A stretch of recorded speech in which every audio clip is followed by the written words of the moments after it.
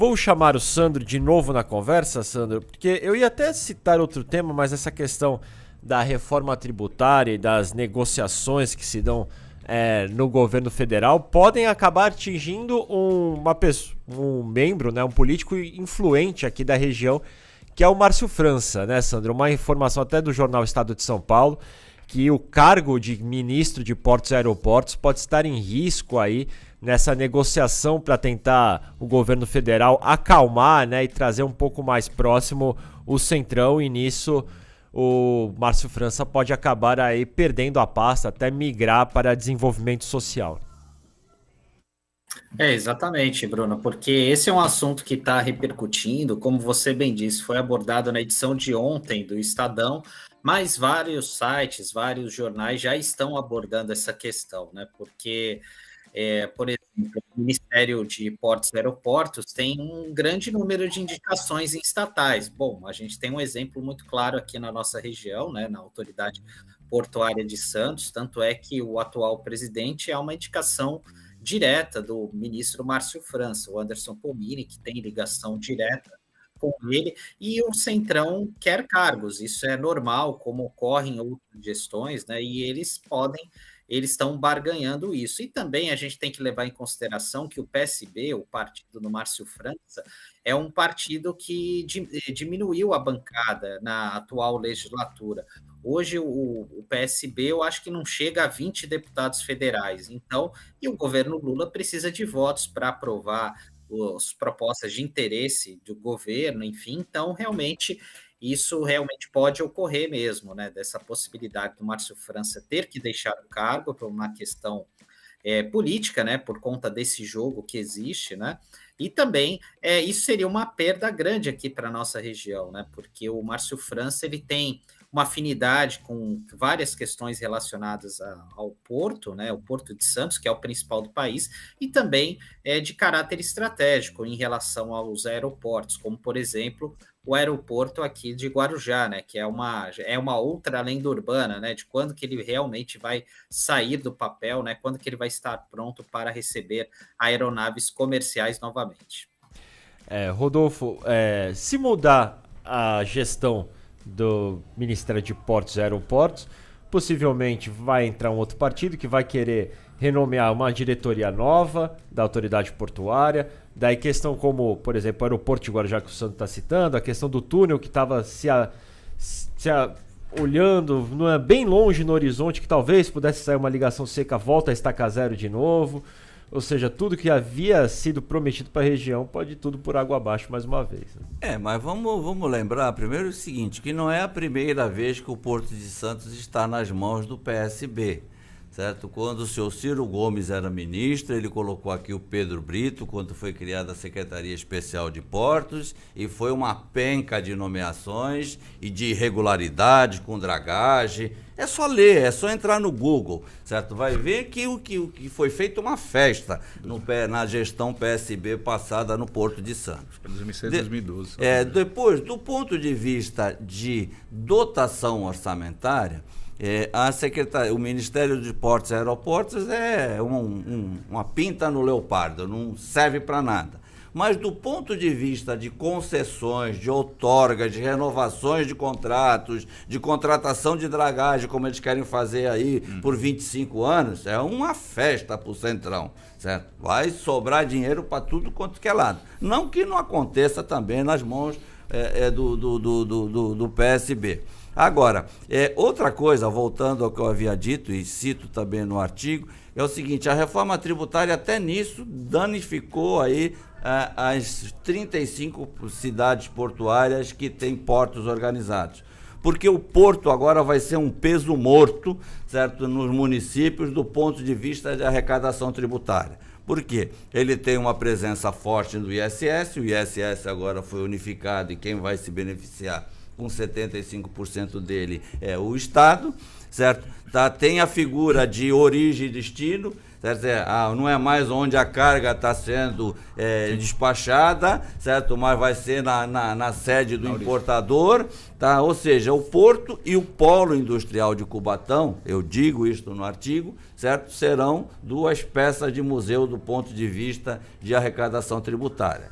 como na área de emprego, com a tecnologia, ela já vem perdendo a importância, eu fico me perguntando que nós vamos ficar contemplando o Porto de Santos, olhando, ficamos a vida toda dizendo que o Porto jogou de costas, viveu de costas para a cidade. Voltando aqui, mais uma vez vai aparecer insistência. Quando fui secretário de Finanças da Prefeitura de Santos, na gestão Beto Mansur, herdamos essa cidade com um buraco tremendo deixado por 8 anos da administração do PT, isso é histórico, está nos jornais, eu não preciso ficar aqui relatando, mas ainda assim, no primeiro ano da administração, em 1997, nós reduzimos o ISS do Porto de Santos de 5% para 3%, certo? O ex-prefeito Paulo Alexandre Barbosa, o que fez? Fez o caminho de volta, elevou de 3% para 5% e ainda convenceu o prefeito de Guarujá fazer a mesma situação.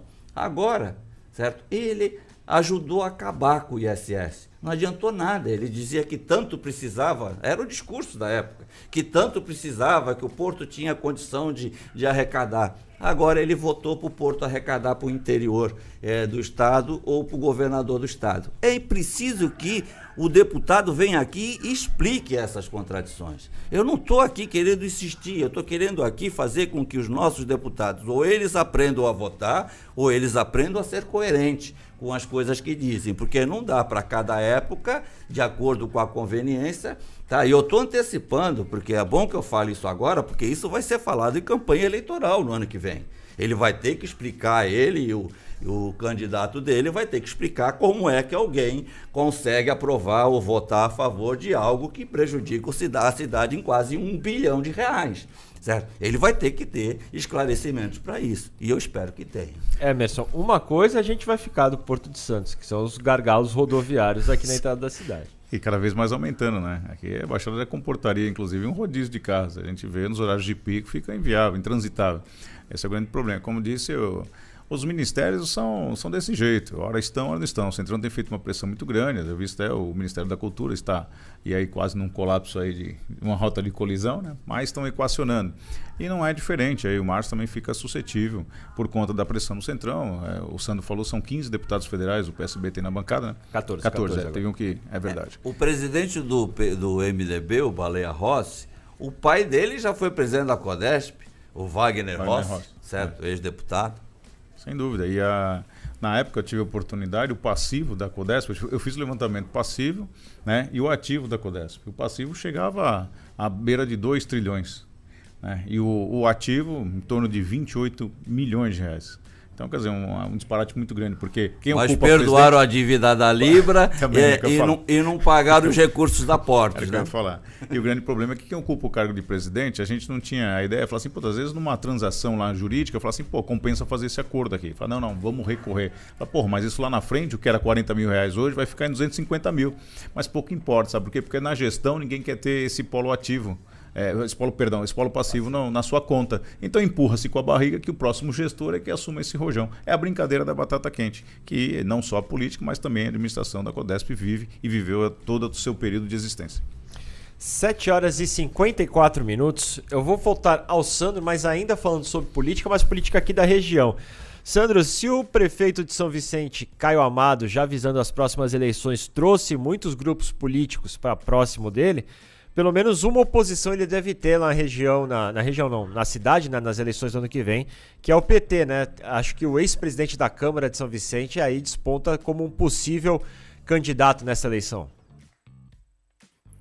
Exato, Bruno. Um dos nomes que já deve ser referendado pelo PT de São Vicente para disputar a prefeitura é o Wilson Cardoso, né? O Wilson, que foi vereador na legislatura passada, foi presidente da Câmara durante 2 biênios consecutivos, e ele é uma aposta aí do PT, porque é a leitura que eles precisam ter alguém que represente o projeto, né, do governo Lula, de políticas públicas sociais, ali na cidade de São Vicente. É bom lembrar também que o PT hoje faz parte de uma federação, né? Então haverá uma candidatura única, né, capitaneada pelo PT ou PCdoB ou PV, né? Juntos eles terão de atuar de uma forma conjunta, né? Como se fosse uma coligação, que essa é uma inovação partidária, né? Que foi adotada pela primeira vez nas últimas eleições presidenciais, né? E agora esse casamento deve se prolongar por mais 4 anos, né? Então, será o primeiro casamento aí dessas siglas, né? Então,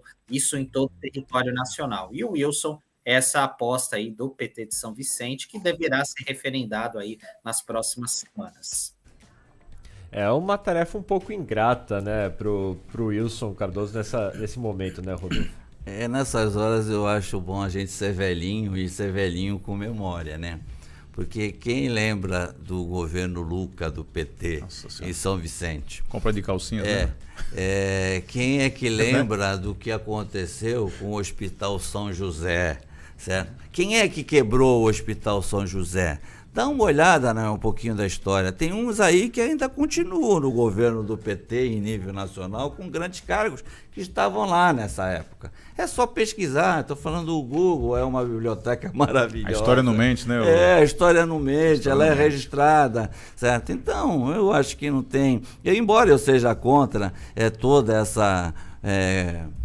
costura que o prefeito de São Vicente, é legítimo até politicamente falando isso, mas não aumentando secretaria. Eu já fiz essa crítica aqui, não foi só porque eu participei do governo que eu não tenho o direito de fazer crítica, tenho que fazer, eu não acho que não é por aí, mas ele achou que costurou, conseguiu o apoio aí do grupo Márcio França, da Solange Freitas, e vai nadar de braçada, porque o PT não vai ter a menor chance, até porque a história do PT em São Vicente é absolutamente desastrosa.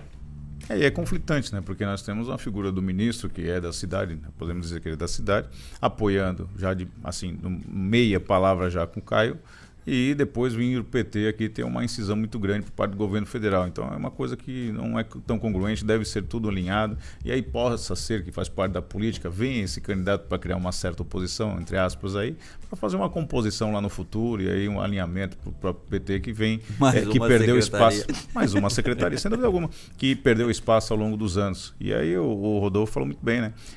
Como foi a gestão do PT para São Vicente? Né? Quais foram os reflexos e as consequências? Os reflexos estão aí, e a história não mente. Lembrando, Rodolfo, que na última eleição, os 3 primeiros colocados da eleição de São Vicente foram o Caio Amado, a Solange Freitas e o Pedro Gouveia, que era o atual prefeito, que não foi para o segundo turno. E hoje os 3 estão no mesmo grupo político. Eu assisti outro dia um pedacinho de uma live do Pedro Gouveia. Eu percebi que ele está tão, sabe, parece um cão que caiu Cachorro caiu de mudança. Caiu da mudança, do caminhão da mudança, porque ele ficou no vazio agora. Ele diz que não apoia o governo atual, que ele é crítico do governo e etc. Bom, também não tenho nada, eu até gosto do Pedro Gouveia, mas o que eu fiquei perplexo foi as contas dele ter sido aprovadas na Câmara Municipal. Eu tive lá, eu vi o que era aquela situação, o que aconteceu. Será aquelas contas aprovadas daquele jeito, com rejeição do Tribunal de Contas do Estado de São Paulo? Quer dizer, com quem está a Câmara Municipal? Eu também não sei. A que ponto chega a solidariedade, né? Porque o presidente da Câmara responde solidariamente, né? Sim. E aí ele fala assim, caramba, a que ponto chega uma solidariedade? Então é muito preocupante isso, como você disse. O Pedro realmente passou por alguns problemas de ordem pessoal também. E aí depois do governo que ele acabou perdendo, está jogado no limbo aí, está apagado, e possivelmente faça uma composição com o Caio para que possa aí ter um refôlego, podemos dizer assim, para conseguir a sua caminhada política.